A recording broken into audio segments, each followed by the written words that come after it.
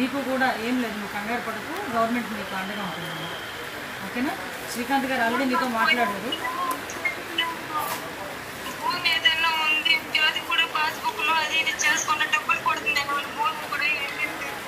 లేదమ్మా, ఒకసారి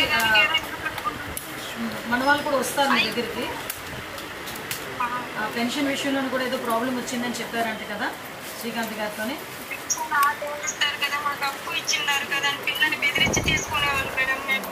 అదే అవన్నీ కూడా తీసుకొని నేను డిపార్ట్మెంట్ వాళ్ళతో కూడా మాట్లాడతానమ్మా. ఇంకా ధైర్యంగా ఉండు, సార్ కూడా నీతో చెప్పమన్నారు, ధైర్యంగా ఉండి చెప్పమన్నారు.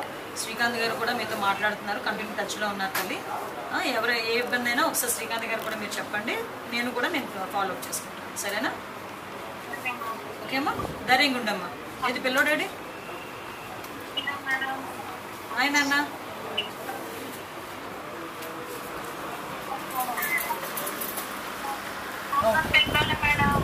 ఏం లేదులే అమ్మా, కంగారు పడుతున్నాడు. ఓకేనా?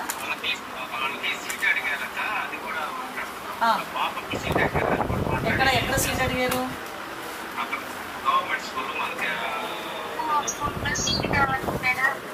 అలాగేనమ్మా, తప్పకుండా చేస్తాను, తప్పకుండా చేద్దామమ్మా.